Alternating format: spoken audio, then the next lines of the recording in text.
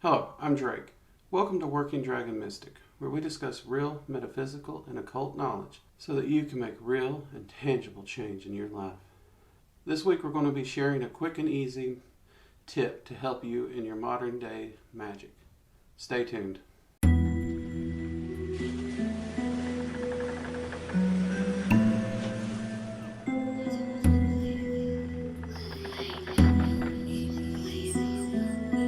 Okay, so it's been a while since we got to do one of our modern magic videos. And I've been getting a lot of questions about jars to store things in, spell components, or even to use for spells. So I thought I actually wanted to cover that because I have been getting a lot of emails on it.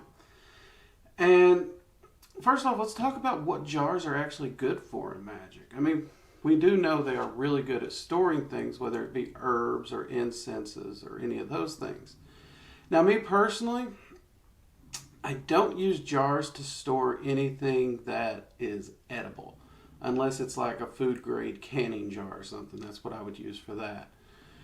These more decorative little alchemy jars like this, these I actually get from candles, and I use these to store incense and other things like that that are burnable, or stones and stuff that I'm going to keep in my cabinet that are reusable. That's if I'm using them for storage. However, probably the biggest use I get out of jars is jar spells. And there's a lot of them. Most people I think have heard of honey jars, which is a type of jar spell, but it's only one type. And I'm actually wanting to do a video on jar spells in general. But the general ideal is what you put in the jar is your spell components helps to attune the spell to your intent, to your focus, and is generally meant for a long-term spell.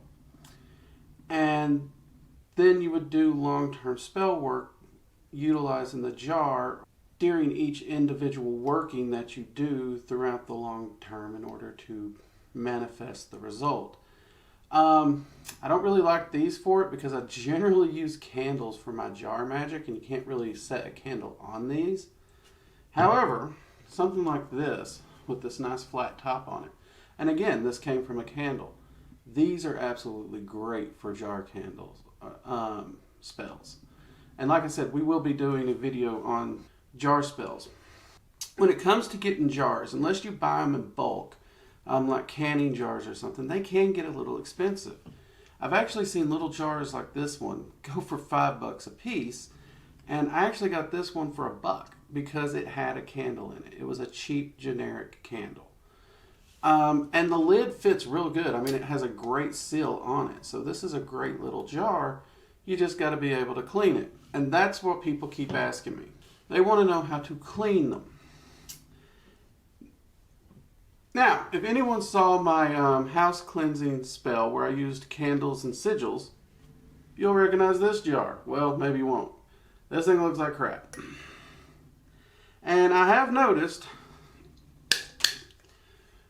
that when I do cleansing spells and whatnot with jar candles, I get a lot, and I do mean a lot, of sooty buildup from the negativity they're cleansing. But that's fine. And people want to know how to clean these. And as you can see, this is quite the cleaning job. Now, cleaning the soot's real easy. A little soap and water, and that soot will come right out of there. The question at hand, what they're really wanting to know is, if you look down in there, you can easily see there's wax. And this one burned pretty clean, I'll be honest with you. And they want to know how to get rid of the excess wax easily. I've heard people using steak knives and butter knives, olive oil, even steel wool to try and scrape the wax out. One person said that they actually boil them on the stove, but then they've had a few jars break. So they've wanted to know exactly how I clean my jars. I'll be honest with you, I hate cleaning, I don't like it, and it has to be easy. So I'm going to show you today how I get all the excess wax out of the jars, clean them, and get them ready for reuse. Now, this one, if y'all remember, this is one of those large, cheap holiday jar candles that they have every season. And I told you I buy a lot of these when they're in season because they're dirt cheap. And they're large candles that can be used for a long time, which is why I love using them for cleansing style spells. And you'll notice there's that flat lid I like for candle spells too. So these cheap holiday candles with the flat lids, these are excellent for your magic. So we'll be seeing this jar again when I do the jar magic video. And that's actually why I want to go ahead and get this cleaned up. So, what do you need to do? Well, first, you're going to need a kettle of water. Now, this is just an electric kettle. I actually recommend these for this technique because they're easy to pour and they shut themselves off. And literally, what we are going to be doing here, and I'm going to show you how this works. I'm going to be boiling this water, and then I will be pouring the water into the candle and let the heat melt the wax. Now the wax is going to float to the top as it cools. Now that's going to be the hardest part about this. But let me go ahead and get the water boiled and I'll be right back. Okay, so our water's boiled. Let me get it. Now if you're using one of these electric kettles, once it clicks off, you're good to go. And slowly pour it into the jar. The reason I say go slow is depending on the temperature in your house, you could shock the glass. But you could also just kind of give it a warm water bath on the outside to heat the glass if you want. Currently, I can't do that for this video. Now here's the cool thing. The bottom of this jar is actually already showing signs of the wax completely coming loose. There we go. So, now what happens here and why this works so well?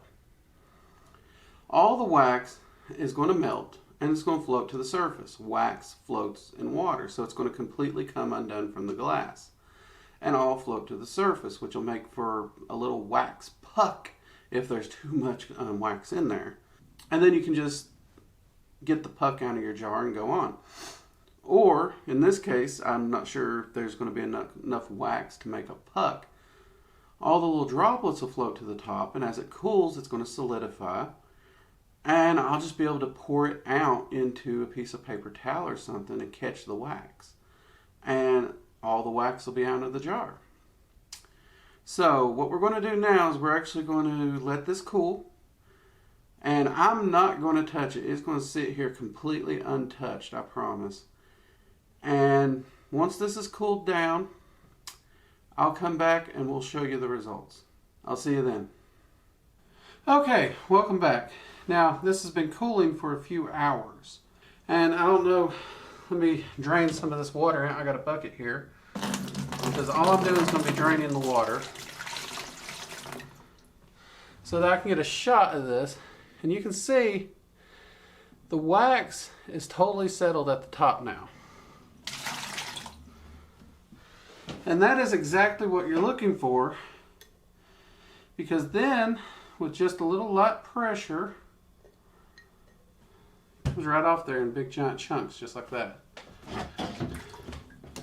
Now I have my bucket here because I normally would do this in a place with a sink, but the office don't have one, and neither does this area. So now I'm probably going to go ahead and let water sit in this one last time. But if you look at the bottom, you can see this thing's pretty clean. And honestly, that's it.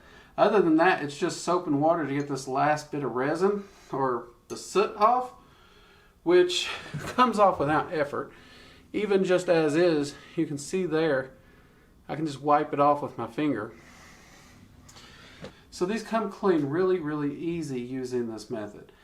Is it the quickest method? No. But then again, you don't have to scrub or anything. It's just add hot water and wait. which for me is pretty easy because I'm always making tea in these kettles anyway. Now, like I said, these jars are great for storing things. Though again, I do not store food in jars like this because I can't guarantee it's food grade. And I don't know what might linger after it's cleaned. Because like little jars like these are usually treated so they're less breakable. And I don't know, they almost seem plasticky to me, even though they are glass. So they tend to hang on to odors and stuff. So I just don't trust them for food. But for storing stones in or something like that, or pins, I actually have one on my, this one here actually usually sits on my desk to keep my pins in. But these are great. I also use them for offerings. You can do large offerings with something like this.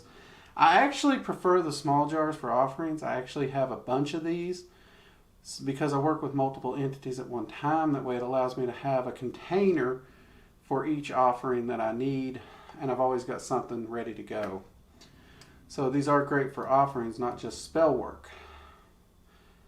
Though, like I said, we will be covering jar spells more specifically in another video coming up very soon. Another really good use for these that I do use them for a lot is sun and or moon water. I'll just fill this with water once it's clean, since I use those waters for magical purposes, not drinking. I'll use the clear glass jars to set them outside or in the windowsill to charge, or anytime I'm doing enchanting work to bless them. I don't always, a lot of my moon waters aren't just set outside. I may do a video to show how I make my moon water, because the moon water I make is not as simple, just set it out on the full moon. But yeah, so there's a quick little modern magic tip on how you can reuse your jars. And even if you make candles, you can actually reuse your jars to, again, make more candles.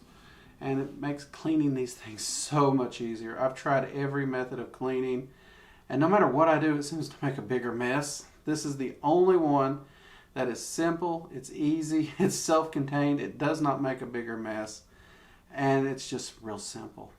Now, I will say this, if you're dumping these out in the sink, put some paper towel down in the sink just so you don't get wax and stuff in the drain. I know that might be me just being overly paranoid, but I do find that to be a good idea. But other than that, this is easy as can be. It don't get no easier. So try it out. If you have some jars on hand, go ahead and try it out. Or go get you a jar. Do some candle magic. Heck, use the energy cleansing spell that's on this channel. And yeah, give this a try. I hope you all found this particular tip helpful. We do have a lot more videos coming. Okay, so real quick, I know I covered everything already, but I wanted to go ahead and show you. After the second run of hot water that I decided to do, I just went outside, dumped the water out, and in nothing but warm water and my bare hands, I was able to completely wipe that thing clean. Look at that. Does that not look good? Now, I did actually use soap, just standard dishwashing soap, and a paper towel once I got the bulk of the soot wiped out. And that's just to help get the smell out of it, which, yeah, it worked. So, this thing is completely clean. You can probably even see I didn't even take the time to dry it off before I turned the camera back on to show you.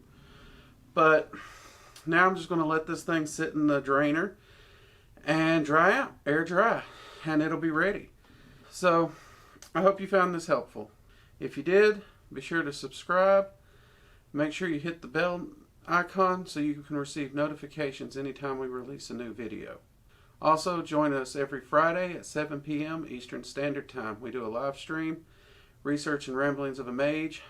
I tell you about what I got going on in my private research, and I take viewer questions as well.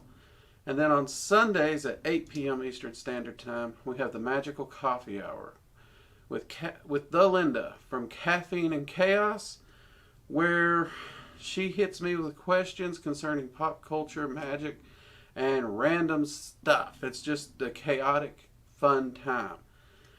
So join us for that as well. And we do also take questions from the viewers. We got lots of new videos coming, and I hope you're having a wonderful day. I'll see you in the next video. Bye-bye.